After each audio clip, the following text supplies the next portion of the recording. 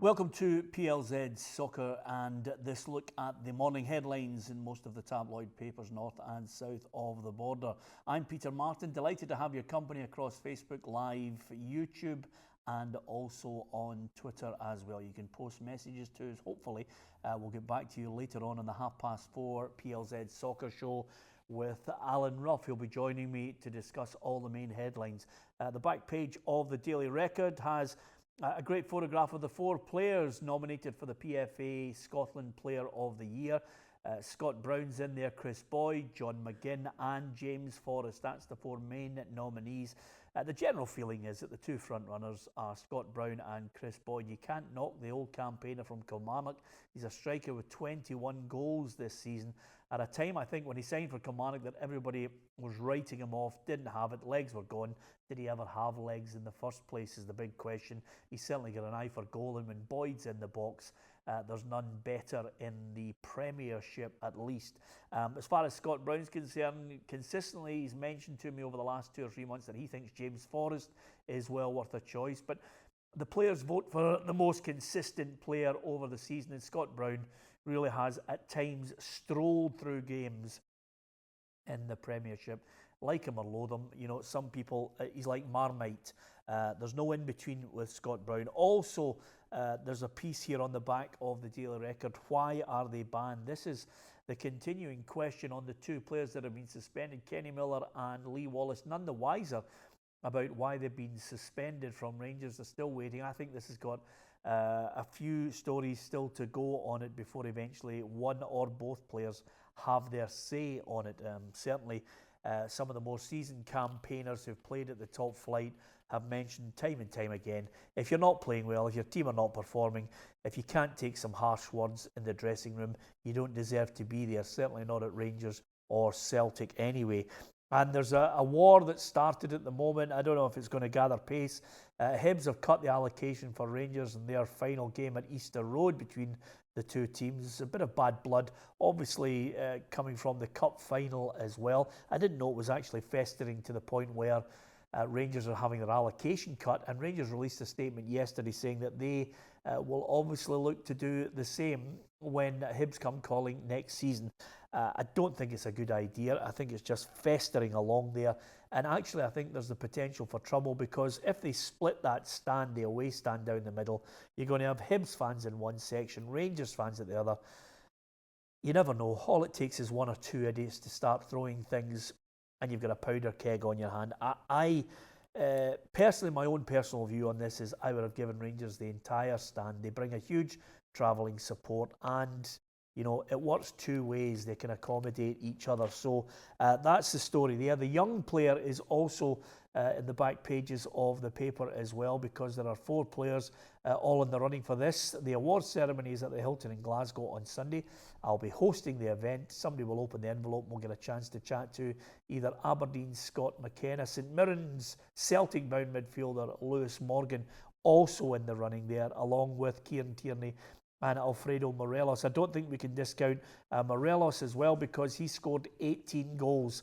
But if you're pushing me on it, I think Kieran Tierney will get the nod. It's about consistency, and I'm almost certain Kieran Tierney will be the man that wins the award. But who knows? We don't know the actual voting until the night and they open the envelope. Fraser Wishart, the PFA chief executive, tries to keep his cards close to his chest, and rightly so. You want it to be a good occasion. So that's most of the stuff. Barry Ferguson, who was on the show yesterday, mentions in the Daily Record also that Alan McGregor's nuts, but he's a great goalkeeper, the best keeper he's had. High praise indeed, I have to say.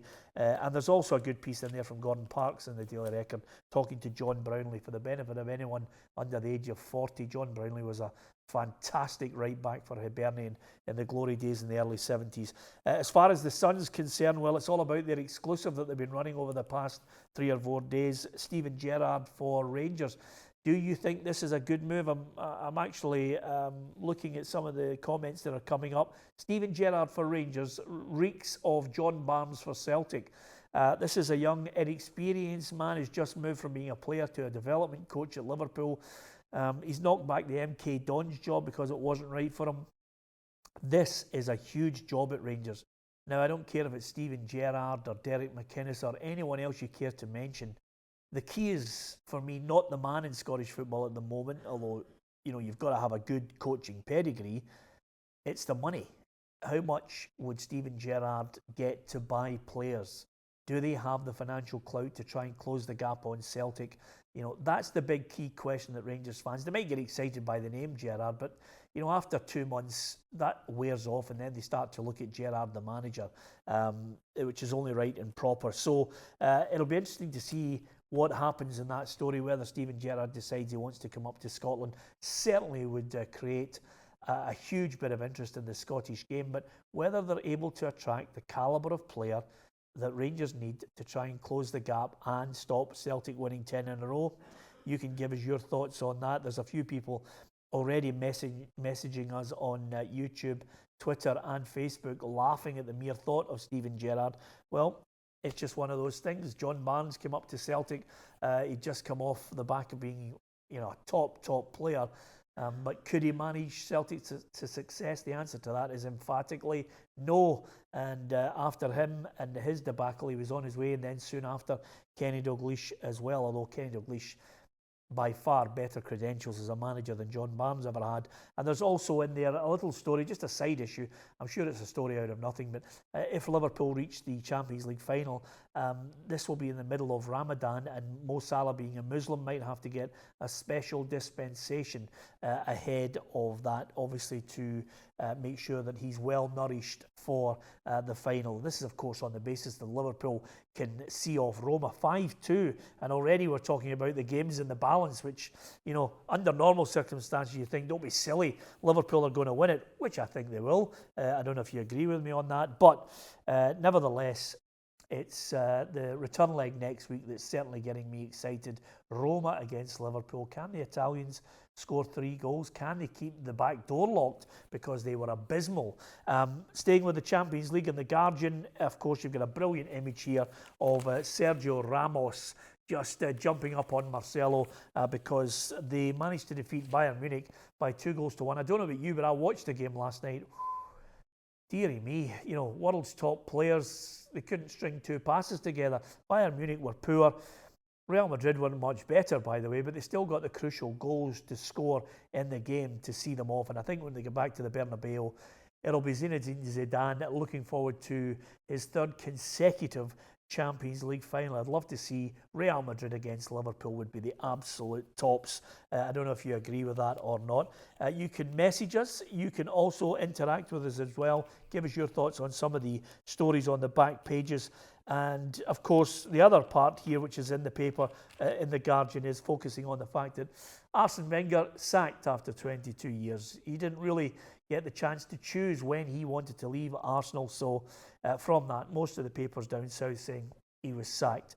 And over and above that, there's bad news for Liverpool as far as the final, and bad news for England as far as the World Cup's concerned, because Alex Oxlade-Chamberlain is out with an injury in his knee.